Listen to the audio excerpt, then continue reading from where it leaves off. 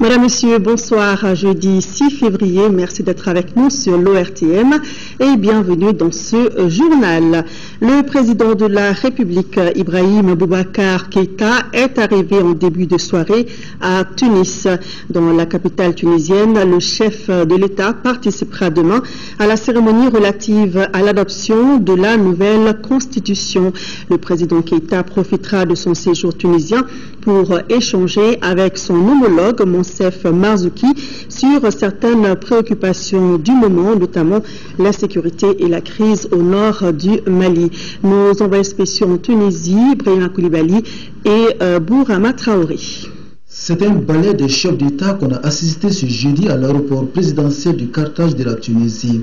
Après Idriss Déby Itno du Tchad, Alpha Condé de la Guinée-Conakry et Macky Sall du Sénégal, le président Ibrahim Boubacar Keïta est arrivé à 17h47 locales. Comme les autres chefs d'État, il a été accueilli par son homologue tunisien Monsef Marzouki. Après la traditionnelle bienvenue, place à l'exécution des hymnes nationaux.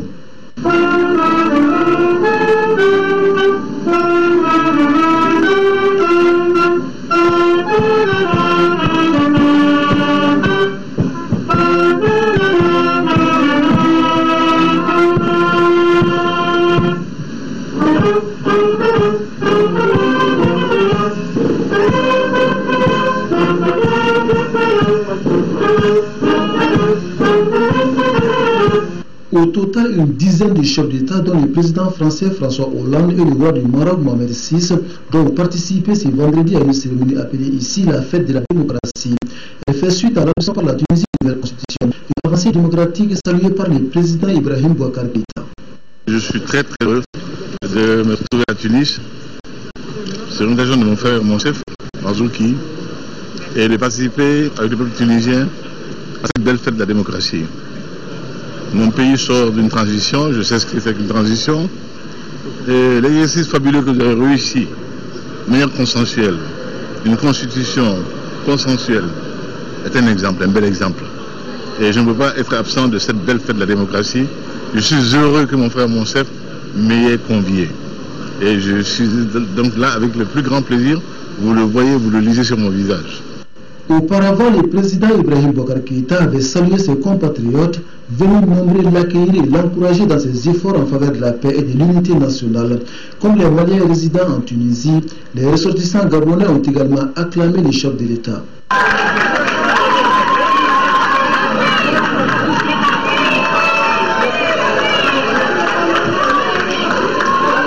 Au cours de son séjour, le président Keïta doit s'entretenir avec son homologue Monsef Marzouki autour des sujets d'intérêt commun, tels la sécurité et l'économie. Avant de quitter Bamako pour Tunis, le président de la République avait reçu en audience la ministre allemande de la Défense en visite au Mali. Ursula von der Leyen était venue annoncer à Ibrahim Boubacar Keïta que son pays comptait renforcer davantage sa coopération au Mali, notamment dans le domaine de la défense. Le reportage de Tessira Dambeli. Cette visite a permis à la ministre allemande de la Défense d'avoir des échanges directs avec son homologue malien, puis avec le président de la République, Ibrahim Boubacar Keïta. Juste après, Mme Ursula von der Leyen a annoncé le renforcement de la déjà bonne coopération germano-malienne. La coopération est tellement bonne, non seulement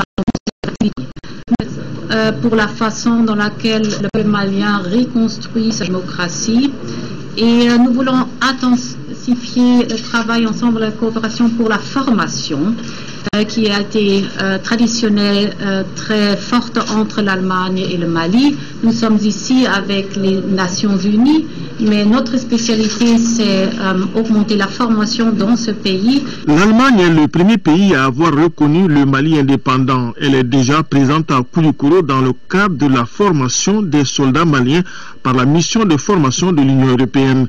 Cette visite confirme donc l'excellence des relations et la volonté des deux parties de consolider et de diversifier la coopération bilatérale.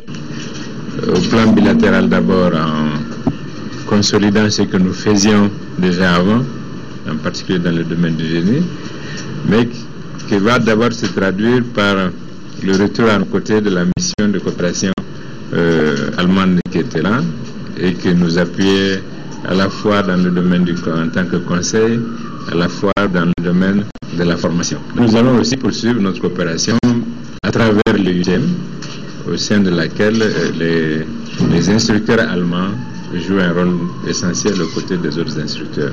Par rapport à la situation à Kidal, la position de l'Allemagne, selon la ministre, renvoie à un Mali capable d'assurer sa propre sécurité, mais aussi au désarmement des groupes armés et à la réconciliation.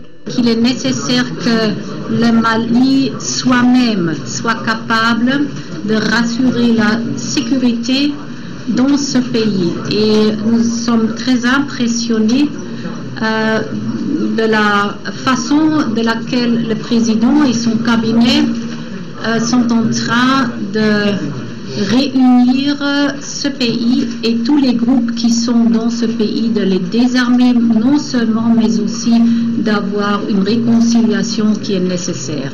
Selon le ministre malien de la Défense, la coopération avec l'Allemagne va aider notre pays à reconstruire son outil militaire.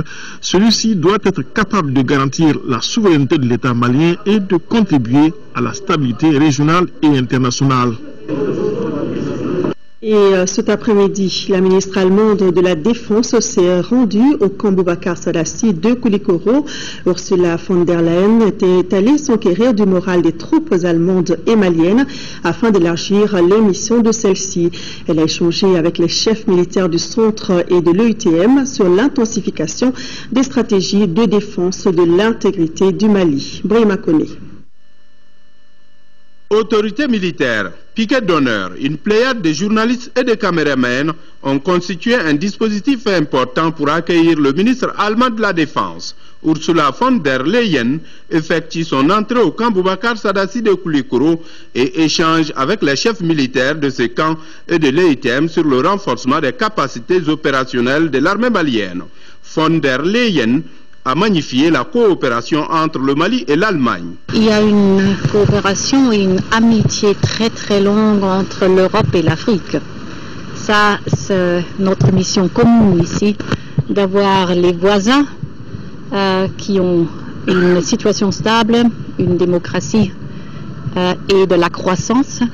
Et nous sommes pleins de respect à ce qui concerne votre volonté d'établir ça ici, de regagner du terrain en ce qui concerne la stabilité pour ceux qui veulent vraiment développer ce pays. Le commandant du centre d'instruction Boubacar Sadassi de Koulikoro mesure bien l'importance que vaut cette visite du ministre allemand de la Défense. La visite d'une telle personnalité au centre d'instruction Boubacar Sadassi, dont je commande, ne peut être qu'une grande chance, une grande fierté pour moi personnellement, pour mon pays et pour tout l'accompagnement de la communauté européenne. J'ai 23 nationalités. Voir telle personnalité venir voir, après avoir fait de longues distances, ne peut que témoigner que leur engagement politique pour l'avenir, le devenir de notre pays, notre armée. Pour le commandant de la mission de l'EITM, la visite d'une telle personnalité est un motif de satisfaction et devra aussi permettre de galvaniser les troupes du Mali et de l'EITM. Nous avons échangé très simplement sur la situation de l'armée malienne ici au Mali, sur la mission. Elle voulait savoir comment se déroulaient les conditions d'exécution de cette mission, quelles étaient les actions que nous menions exactement au profit des bataillons maliens, quelle était la situation après 5 semaines ici pour le bataillon qui est en cours de formation, quel était le niveau opérationnel de ce bataillon. Donc elle venait avec des questions tout à fait utile ici pour justement mettre en avant ce que nous faisons ici au profit de l'armée malienne au Mali. À travers cette visite, le ministre allemand de la Défense veut se faire une idée de la mission de son pays afin d'élargir la taille de cette mission. J'ai parlé avec le président du Mali qui m'a encore une fois confirmé que c'était tellement important que vous étiez ici. Ils sont très heureux qu'on va aller à la période de cette mission. Et la formation, ça c'est l'éducation, ça c'est la possibilité de vraiment être capable comme pays d'être responsable ici pour la sécurité. Les Allemands sont chargés de la formation du génie militaire et la prise en charge de l'hôpital de campagne du centre Boubacar Sadassi de Koulikoro. Von der Leyen a visité cet hôpital moderne qui a toutes les commodités à l'image de l'Europe et a assisté à des séances d'entraînement et de déminage. Le président de l'Assemblée nationale porte à la connaissance des honorables députés qu'une séance plénière de la session extraordinaire en cours se tiendra demain, vendredi 7 février et jour suivant, s'il y a lieu, à partir de 10h dans la salle Modibo Keïta. L'ordre du jour porte sur la constitution des groupes parlementaires et sur des déclarations politiques. Le président s'est compté sur la présence effective des honorables députés. Direction Bruxelles, où une réunion s'est tenue aujourd'hui. C'était pour dresser le bilan comparatif des stratégies existantes afin de contribuer à une meilleure coordination nationale au Sahel. La rencontre était présidée par le Premier ministre Oumar Tatamli. Envoyé spécial à Bruxelles, Amadou Sankaré, Tchèdja Kamara. Cette réunion de haut niveau sur le Sahel qui intervient 3 mois après la tenue de la réunion ministérielle de Bamako du 5 novembre dernier se fixe comme objectif de dresser un bilan comparatif des stratégies existantes afin de contribuer à une meilleure coordination des efforts internationaux au Sahel. Pour parvenir à cet objectif, des partenaires comme l'Union européenne, la Banque mondiale, la Banque africaine de développement, l'Union africaine et la Banque islamique de développement se sont engagés à aider les pays concernés par la question. Pour le Premier ministre Oumar Tatamli, les multiples défis auxquels les États du Sahel sont confrontés sont de nature transnationale et pour ce faire, les réponses doivent conséquemment d'être globales, concertées et coordonnées. Le chef du gouvernement a également rappelé l'urgence de faire du Sahel un espace de coprospérité économique et sociale adossé à une zone de paix et de sécurité renforcée. Rappelons enfin que c'est le Mali qui assure la présidence de la plateforme de coordination de la stratégie intégrée des Nations Unies pour le Sahel. En marge de la réunion de suivi de la conférence des donateurs, le Premier ministre a rencontré le président du Conseil de l'Union européenne. À l'issue de cette rencontre, les deux personnalités ont fait des déclarations que nous vous proposons au micro de nos envoyés spéciaux Amadou Sankaré, Tchèdja Kamara.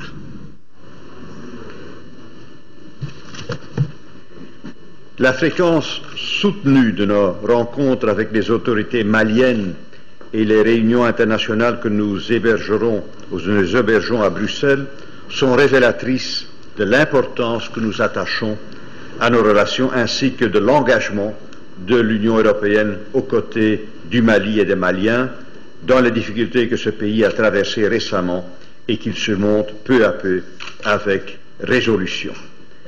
L'engagement de l'Union européenne au Mali se manifeste à la fois sur le plan politique, sécuritaire, sur le plan de la réponse à la crise humanitaire en matière de développement. Nos échanges ce matin nous ont permis de dresser un bilan du travail accompli ces derniers mois. Nous avons évoqué en particulier les développements en matière sécuritaire au Mali et leurs conséquences régionales et internationales. L'Union européenne a appuyé financièrement et logistiquement le déploiement de la mission internationale de soutien au Mali sous conduite africaine, puis a déployé une mission de formation militaire qui contribue à la réforme en profondeur des forces de sécurité maliennes telles que le souhaitent les autorités politiques. D'autres actions en cours et une autre mission en préparation complètent cet accompagnement.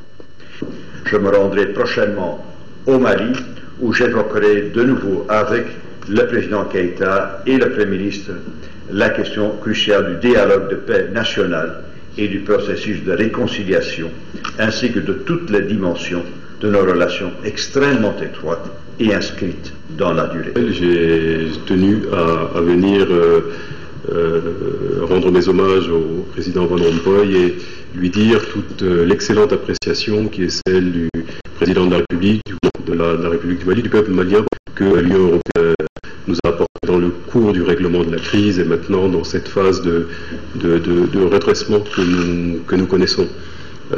qui effectivement est une assistance multiforme, qui prend en charge les enjeux sécuritaires, les enjeux humanitaires et les enjeux de développement. Cette assistance je suis venu lui dire que cette assistance nous est très précieuse et nous permet d'organiser aujourd'hui dans de meilleures conditions la sécurisation des personnes et des biens sur l'ensemble du territoire, ainsi que la relance de l'activité économique et la reconstruction des institutions. Je tiens tout particulièrement à saluer les travaux qui sont en cours dans le cadre de la mission de formation IUTM qui permettent aujourd'hui de reconstituer des forces de défense et de sécurité professionnelles et à même d'assumer l'entièreté de leurs fonctions. Toujours à Bruxelles, hier, le Premier ministre Omar Tatamli s'est entretenu avec la commissaire européenne à la coopération internationale. Kristalina Georgieva a encouragé les efforts du Mali dans la prise en compte des préoccupations des populations. Nous l'écoutons au micro de nos envoyés spéciaux. That have been made in Mali in a short period of time in terms of security. Nous avons discuté de toute une série de questions, notamment les progrès réalisés au Mali récemment, et nous avons assisté sur deux choses particulièrement importantes pour nous, à savoir la sécurité alimentaire et la stabilisation des régions du Nord. J'ai été très heureuse d'apprendre les mesures qui sont prises en matière de sécurité alimentaire pour garantir la sécurité alimentaire. Nous avons entendu un message très clair de la part du Premier ministre, à savoir que 800 000 personnes auront besoin d'assistance. Et nous venons, nous, tout juste d'adopter une décision de 142 millions d'euros à mobiliser pour l'intégralité de la région du Sahel pour 2014. Voilà pourquoi ces entretiens que nous avons eus étaient tout à fait opportuns et portaient sur ces mêmes sujets. Nous avons également discuté des mesures à mettre en place pour attirer les déplacés, les personnes qui ont quitté les régions du Nord. Nous avons l'intention de soutenir la réhabilitation des services de base dans ces régions. Et j'étais tout à fait rassurée de voir les mesures que nous avions prises pour restaurer les écoles étaient les bonnes mesures. C'est celles qui permettront de faire revenir les familles avec enfants dans ces régions. From Timbuktu to Kidal, how we can do together a good job for the people there. Retour à Bamako, une conférence sur comment mieux contrer la propagation de l'idéologie islamiste en Afrique de l'Ouest s'est ouvert ce mercredi. Il s'agira pour les participants de trouver des stratégies pour une paix durable et une sécurité des populations de la sous-région. Le compte-rendu est signé Isaac Tino. Notre sous-région ouest-africaine est aujourd'hui minée d'islamisme violent. Cette conférence sous-régionale sur comment mieux contrer la propagation de l'idéologie islamiste en Afrique de l'Ouest en particulier. Il semble exister une autre dimension à laquelle la présente conférence va être dévouée. Toute instabilité nationale et tout problème sociopolitique se présente comme un terreau fertile à toute forme de radicalisme religieux. La sous-région demeure fortement sécuée par la propagation de l'idéologie islamiste et l'avancée de l'extrémisme violent. L'exclusion sociale, la pauvreté, le chômage des jeunes et les conditions socio-économiques difficiles sont les raisons principales à l'origine de cet extrémisme. Le choix du Mali pour abriter une telle conférence ne peut qu'être salutaire pour les autorités du pays. Avec l'islam comme religion où le besoin fondamental est là avec la paupérisation des peuples, alors donc, c'est les partenaires, les sources de revenus de financement des groupes, des milieux d'enseignement religieux qui sont donc devenus les tyrans et les tenants des ficelles de la religion islamique dans nos États. Il faudrait que dans vos résolutions, vous osez interpeller nos États à instruire l'éducation religieuse. Cette rencontre de 2 jours regroupe des responsables religieux, de la sécurité, de la société civile et des élus des pays de l'Afrique de l'Ouest. Tolérance zéro aux mutilations génitales féminines, les communautés s'engagent. C'est le thème national retenu cette année pour la Journée internationale de lutte contre l'excision. L'accent est mis sur le rôle des communautés dans la promotion de l'abandon de la pratique. Outre cet apport, les acquis et les défis relatifs à la prévention et à la prise en charge des complications liées à l'excision. Selon l'UNFPA, 30% des femmes qui ont subi l'excision développent des complications au cours de leur vie. Ramata Konate. L'édition 2014 de la Journée internationale de lutte contre l'excision enregistre une bonne nouvelle. Nous, représentants de 14 communautés pays majors, commune 6 du district de Bamako, réunis ce jeudi 6 février, prenons l'engagement solennel en toute connaissance de cause d'abandonner la pratique de l'excision, des mariages précoces et forcés des filles au sein de nos communautés. C'est la première déclaration publique d'abandon à Bamako. Elle porte ainsi à plus de 800 le nombre de villages ayant dit non à cette pratique traditionnelle. À cela s'ajoute la prise en charge des centaines de femmes victimes des complications liées à l'excision. Ces résultats encourageants ont été obtenus grâce à des méthodes utilisées. Les stratégies sont entre autres la communication pour le changement de comportement, le renforcement des capacités des intervenants, la prise en charge intégrée des victimes de complications liées au MGF excision et leur réinsertion socio-économique. Malgré ces efforts, le phénomène persiste. C'est pourquoi cette année, les regards sont braqués sur les communautés en vue de l'abandon de l'excision. Il s'agissait, à travers les activités organisées, d'attirer l'attention des uns et des autres sur les conséquences de la pratique. Environ 30% des femmes excisées développent une complication au cours de leur vie. La pratique de l'excision constitue une grave violation des droits humains. À titre de rappel, les Nations Unies ont adopté en 2012 la résolution 67-146. Cette résolution invite les pays membres à voter une loi interdisant l'excision. Pour sa part, le Mali est encore dans la phase de sensibilisation avant de passer au vote. Autre sujet, plus de 200 millions de francs CFA, c'est le montant des travaux d'aménagement de la voie d'accès au site des sociétés coopératives à Guana et Nissala, deux localités situées dans la commune rurale de Kalabankoro. Les travaux ont été lancés ce matin par le ministre du Logement, suivi par Nando Dambélé. Dans le cadre de sa politique d'accès au logement, le gouvernement a mis plus de 200 hectares à la disposition des 41 coopératives d'habitat, toutes membres de la Confédération nationale des coopératives d'habitat, CONASCO.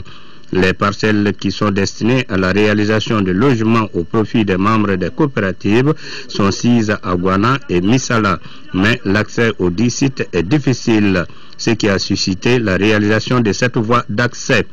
Ce plan de passage qui nous sera mis à disposition dans un délai meilleur a été sollicité par la fêtière coopérative d'habitat depuis 2010 afin de permettre l'accès facile au site des coopératives d'habitation. Autorisé par la 30e session du conseil d'administration de l'Office malien de l'habitat, les travaux consistent en l'aménagement d'une voie d'accès d'1 kilomètre et d'un pont de 20 mètres de long. Le chantier qu'on est en train de visiter ce matin est un chantier important dans la mesure où il va permettre, sa réalisation va permettre une accessibilité plus accrue des populations, non seulement à leur visage, mais aussi au site d'à peu près 500 hectares et qui revient aux coopératives d'habitat en République du Mali.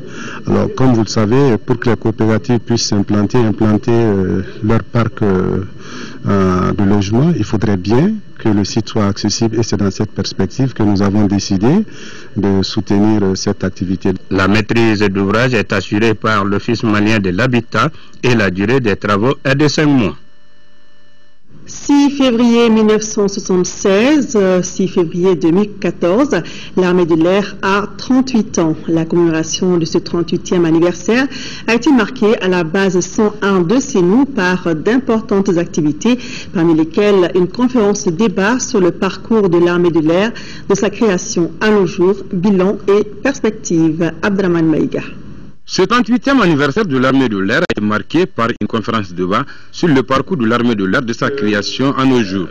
Elle aura permis au chef d'état-major de l'armée de l'air, Souleymane Bamba, de dresser le bilan des opérations effectuées de 1976 à 2014, de dresser un état des lieux de l'aviation militaire et de parler des perspectives d'avenir. Nous voulons compter sur ce que nous avons d'abord sous la main, ces ressources humaines-là, continuer de les former, continuer de les entraîner, mais surtout chercher que les plus hautes autorités de ce pays puissent mettre à la disposition de cette armée de l'air des équipements, des aéronefs, des moyens radars, des moyens de lutte anti-aérienne.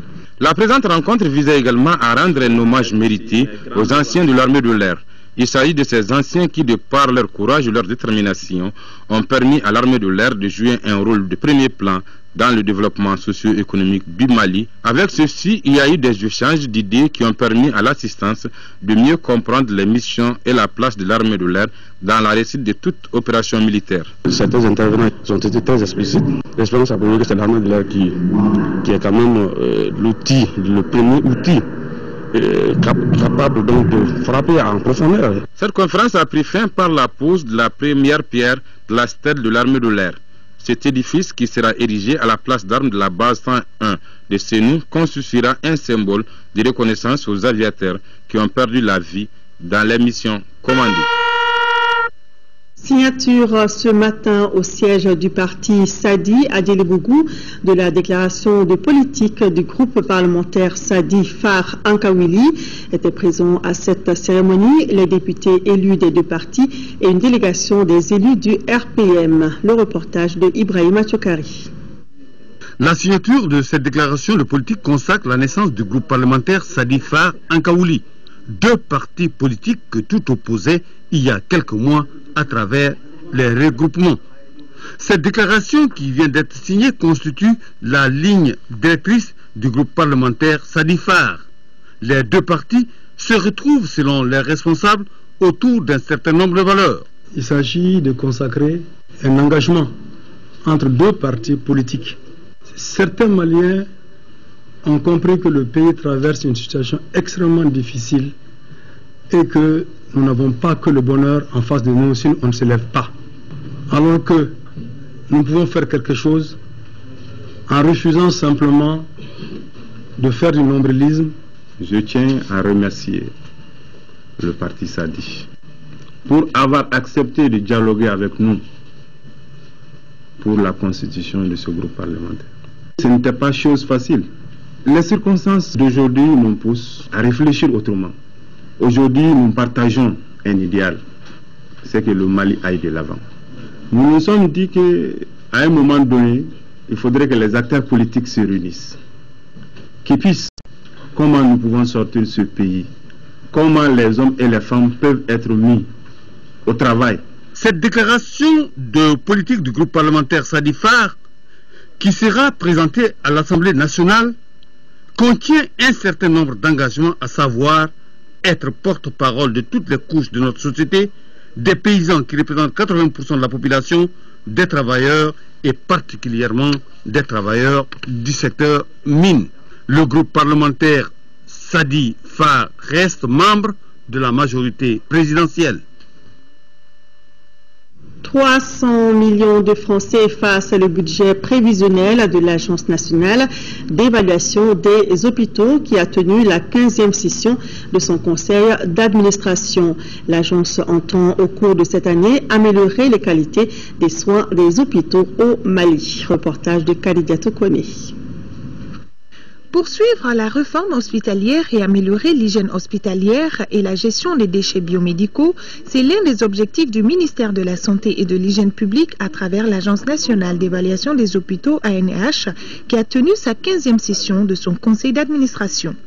Avec un budget de plus de 300 millions de francs CFA, l'ANH compte au cours de cette année planifier les activités pertinentes pour plus de visibilité et de lisibilité de sa structure, mais aussi des établissements hospitaliers. Nous sommes attaqués à certains aspects prioritaires, tels que la gestion de l'hygiène hospitalière à travers les déchets, qui étaient quand même très préoccupants dans l'ensemble des hôpitaux et de façon transversale, la gestion des ressources humaines, qui connaît trop de problèmes, qui continue à poser trop de problèmes au sein des hôpitaux, des grèves qui ne s'expliquent pas. Chaque année, depuis la création de la NH jusqu'à maintenant, nous passons dans l'ensemble des hôpitaux pour évaluer les niveaux de performance. Mais nous-mêmes, en tant qu'évaluateurs, nous ne sommes pas satisfaits du niveau actuel parce que nous devons tout faire pour inscrire les hôpitaux dans la dynamique d'auto-évaluation. Le conseiller technique du ministère de la Santé et de l'Hygiène publique, au nom du ministre, réitère le soutien de son département à l'Agence nationale d'évaluation des hôpitaux pour atteindre les objectifs visés. Le ministère de la Santé et de l'Hygiène publique a fait de l'accréditation un des piliers stratégiques de sa politique de santé pour la décennie à venir. Prenant pour socle la gestion axée sur les résultats, le ministère de la Santé et de l'Hygiène publique traduira la volonté du gouvernement en accompagnant et renforçant l'ANEH pour aider les hôpitaux. Le directeur général de l'Agence nationale d'évaluation des hôpitaux promet une exécution correcte du budget après son adoption. Actualité hors de nos frontières, le bras de fer se poursuit entre les autorités nigériennes et le groupe Areva. Plusieurs centaines de personnes ont manifesté ce jeudi à Niamey contre le géant du nucléaire français Areva, accusé d'extraire de l'uranium dans le nord du Niger au mépris des lois nationales. Au même moment, en France, le géant des centaines de personnes en manifestation à Niamey. Autour de leur cou, ça coule du uranium extrait dans les réfugiés. C'est en l'espace de mois, luttement contre le géant du nucléaire français. Les protestataires demandent l'application pure et simple du code minier adopté en 2006. Nous demandons que l'État nigérien applique cette loi Areva. Areva dit que le prix de l'uranium a baissé. Mais après, elle a exploité l'uranium nigérien qu'elle payait à vil prix. Noël Mamère qualifie de choquante l'attitude de la société Areva vis-à-vis de l'État du Niger. Le député écologiste parle même de comportement au parfum colonial. Il faut aussi savoir, mes chers collègues, qu'une ampoule sur 3 en France fonctionne grâce à l'uranium du Niger et que 90% du peuple du Niger n'a toujours pas accès à l'électricité et qu'il est un des pays classés dans les derniers dans les indices de développement. Le gouvernement français, pour sa part, juge légitime les demandes des Nigériens. Il s'engage à tout mettre en œuvre pour faire réussir les négociations en cours entre la société Areva et l'État du Niger. Ce gouvernement souhaite que le nouvel équilibre qui sera trouvé soit compatible avec le développement du Niger, avec le développement du Niger qui est conforme à notre intérêt. L'entreprise Areva a repris samedi l'exploitation des 2 mines dont les contrats doivent être renouvelés. Si à l'issue des discussions, le gouvernement du Niger parvient à faire plier le géant du nucléaire français, le taux de redevance minière de l'État nigérien passera à 12% de la valeur des ressources extraites contre 5,5% actuellement. Retour à l'actualité nationale, les services des douanes poursuivent leur lutte contre le trafic illicite. C'est ainsi qu'à l'aéroport international de Bamako-Sénou, 3 valises d'écailles de pangolin ont été découvertes avec un voyageur de la compagnie Air Ivoire. Au total, 90 kg d'écailles de cette espèce rare étaient destinés aux pays asiatiques. Il semblerait que ces derniers l'utilisent comme aphrodisiaque. Les médicaments contrefaits ont été saisis par le bureau principal des douanes de Faladier. Mariam Sagara est allée voir. L'administration des douanes n'entend plus donner un temps de repos aux fraudeurs. Ainsi, en 48 heures, des tonnes de médicaments, drogues et autres produits sont saisis. À Faladier, les agents ont découvert ce mercredi dans un camion 56 kg de médicaments contrefaits de tout genre. C'est dans le cadre des contrôles habituels des marchandises importées. Au cours du nous avons découvert ces colis de produits pharmaceutiques enfouis sous les marchandises diverses qui viennent au nom de Kaya Kaya. Il y a 56 colis, 56 gros colis, ça vient du Ghana. Ça vient la destination sur le marché malien. Ces produits, comme je vous le disais tantôt, ne répondent pas aux normes d'importation. À l'aéroport Bamako-Sénou, le chef d'escale Touré Fatma Touré et son équipe d'apporter contenant des écailles de pangolin, une espèce rare en voie de disparition. Une escouade a eu à saisir des écailles de pangolin. Donc ils ont fait passer les valises au rayon X. C'est au cours de cette fouille manuelle qu'on s'est rendu compte qu'il y avait des écailles de pangolin. C'est généralement des produits qui sont utilisés à but aphrodisiaque dans les pays asiatiques, d'après les échos qui nous sont parvenus. La direction des douanes renforce ainsi son système de contrôle en 2014 pour booster l'économie malienne. Cette année placée sous le signe de la communication par l'OMD, organisation est pour informer, partager et faire découvrir les ennemis de notre développement économique.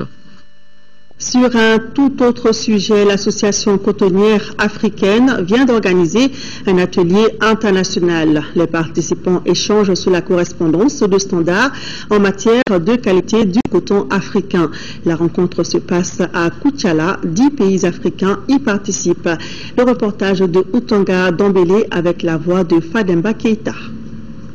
La confection des standards de coton-fibre est le souci majeur des sociétés cotonnières d'Afrique pour la bonne commercialisation de la fibre au bénéfice des pays producteurs de l'or blanc. C'est pourquoi l'association cotonnière africaine ACA a organisé cette session. Une session qui a pour but de promouvoir le coton d'Afrique à travers la création des standards qui constituent un instrument juridique de valeur marchande.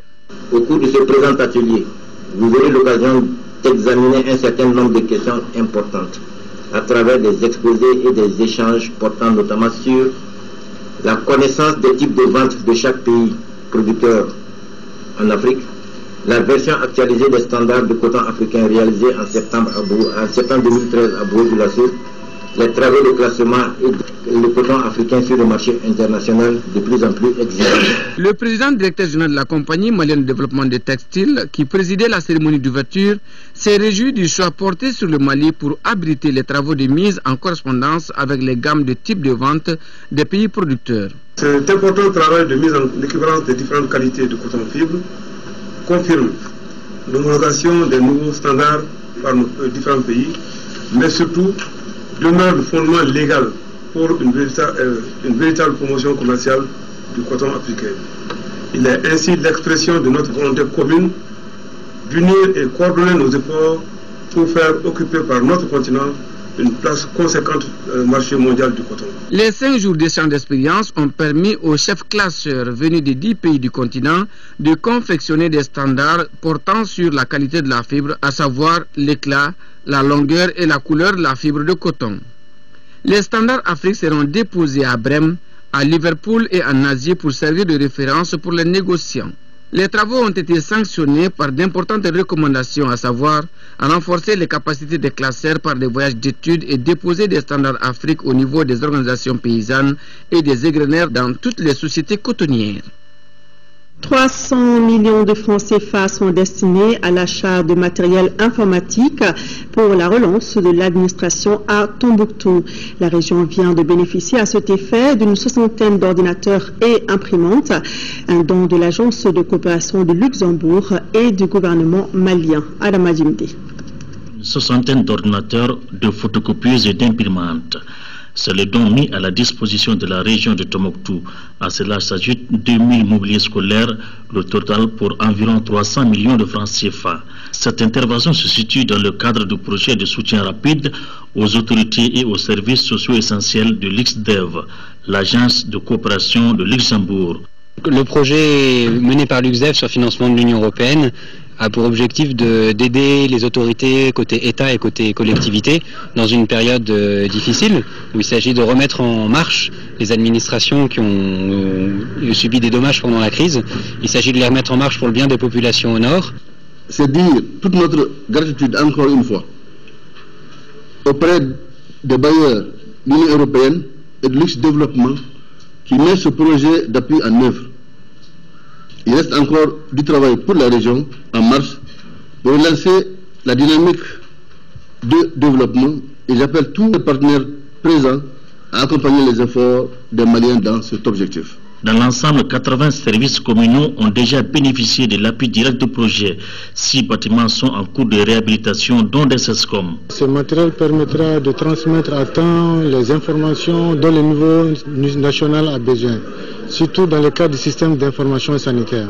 Cet appui de l'IXDEV permettra à l'administration de reprendre le service dans des conditions confortables. Page culture à présent, à Bismillah, bienvenue à Ségou. La caravane de la paix et de la réconciliation a été accueillie par des griots et des cavaliers à l'entrée de la ville. Les artistes du festival au désert vont participer à leur façon au festival sur le Niger. Nos envoyés spéciaux, Alou Touré et Moïse Traoré, nous en disent plus. 4 spectacles et un don pour les réfugiés maliens. Du 27 janvier au 3 février 2014, la caravane de la paix et de la réconciliation a parcouru 3000 km à travers le Burkina Faso et le Mali. C'est en chantant l'hymne national que les 82 caravaniers ont foulé Sona, le premier village malien dans l'arrondissement de Maou. Nous sommes désolés de mourir pour l'Afrique et pour toi, Mali. Notre drapeau, c'est la liberté. La manière dont spontanément les artistes et les gens de la caravane sont descendus pour signaler ce message de paix pour tout le Mali, symboliquement en franchissant la frontière devant les gardes frontières. Je ne vous cache pas que j'ai été assez ému. Et je trouve que ça a beaucoup de force et que des personnages comme Maïra Arbi, qui a été des artistes ici, sont des personnages emblématiques pour un avenir meilleur, un futur plus paisible. Et j'espère que cette caravane aura contribué au rétablissement de la paix. La nuit enveloppe les êtres et les choses quand le directeur du festival sur le Niger et les griots de la 4e région reçoivent les caravaniers.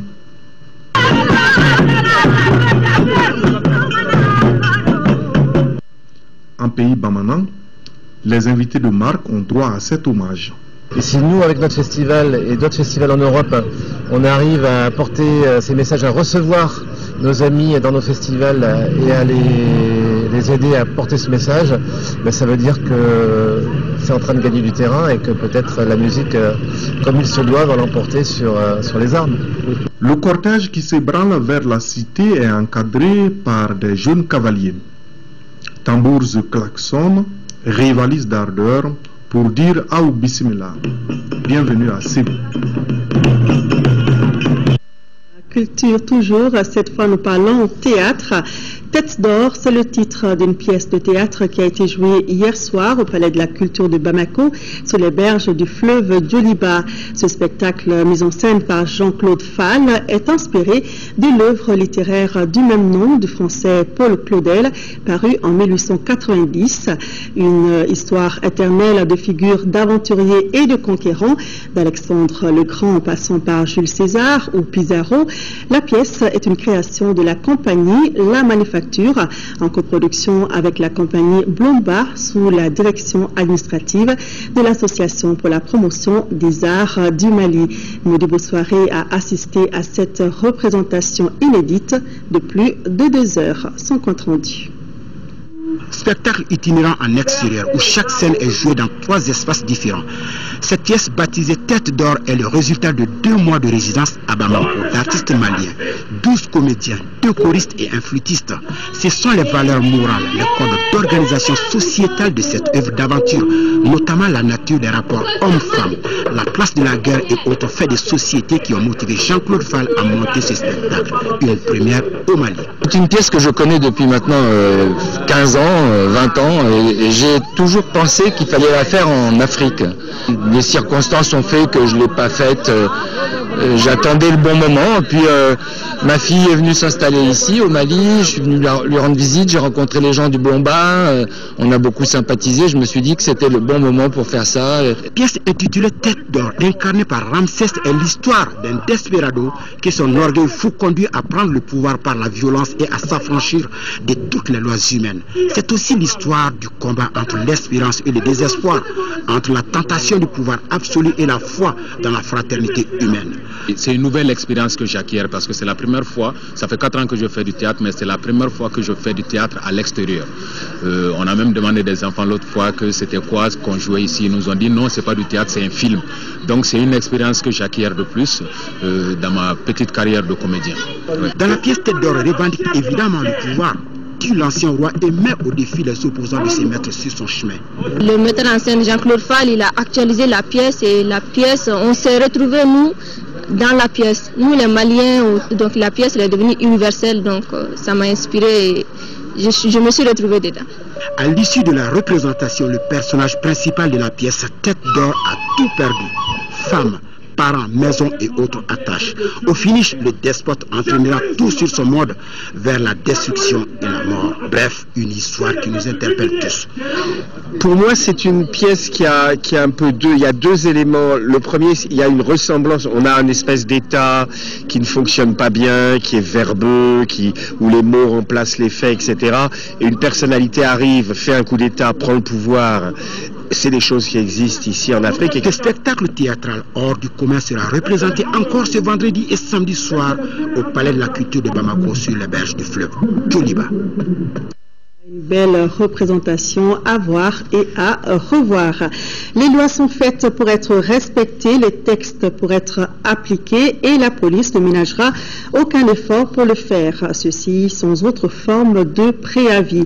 Ce sont là des propos du directeur général de la police nationale qui s'exprime ce soir sur notre antenne sur l'opération fluidité de la circulation dans le district de Bamako.